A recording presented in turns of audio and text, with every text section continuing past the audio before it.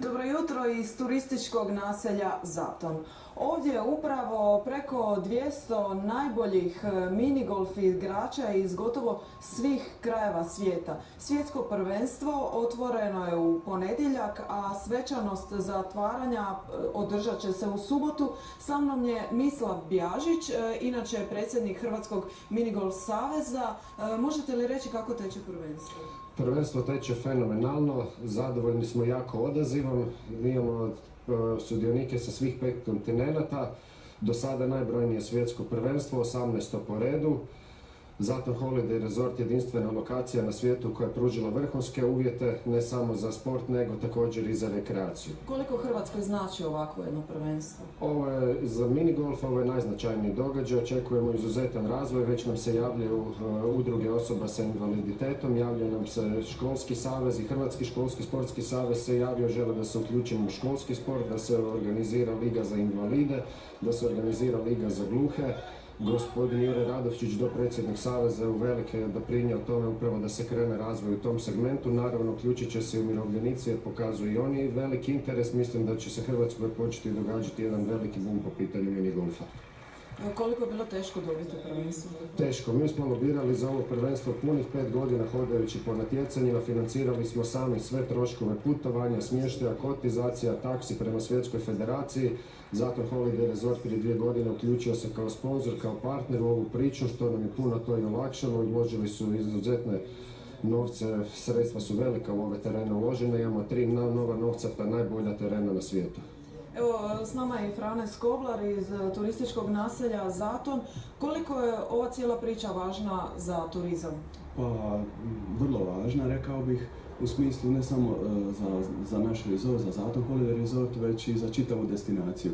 Jer kroz ovakve vrste natjecanja promoviramo zapravo i hrvatski turizam i lokalni turizam, a i sam resort.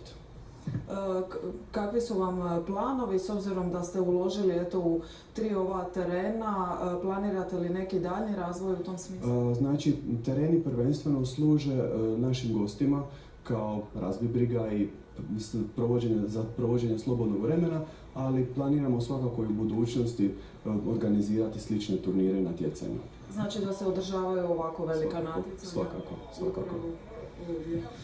Evo i ovdje je i gospodin Juraj Radovčić koji je inače hrvatski reprezentativac u minigolfu. Kako teče natjecanje za vas i kako trenutno stoji Hrvatska na ovom prvenstvu? Pa natjecanje teče fantastično, organizacija je stvarno na visokom nivou, a za nas teče kao i uvijek, zato nemamo terena nigdje za treniranje i ovo su nam jedinstvene prilike kad hrvatska reprezentacija može zaigrati.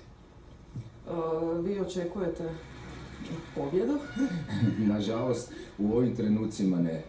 Ali eto, u budućnosti svakako? U budućnosti svakako, jer organiziramo sistem natjecanja i svega, tako već ima mladih ljudi koji su se uključili u minigolf i imaju dosta dobre rezultate, tako da u budućnosti stvarno očekujemo, kao inače smo sportska nacija, znači u minigolfu moramo biti dobri, jel tako? Naravno.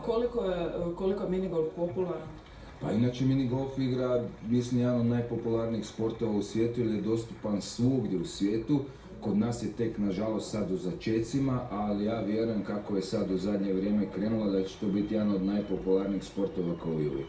Eto, sreću vam želimo, a možete li nam demonstrirati jedan udarac profesionalni u minigolfu? Naravno, kao profesionalac moram. Eto, puštamo vas.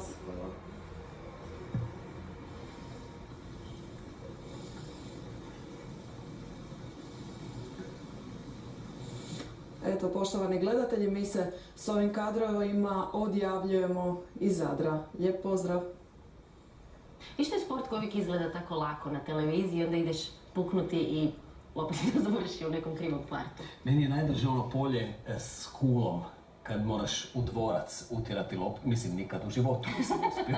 Ali si vidio da postoji. Uvijek zamišljaš da je tamo i neka princeza.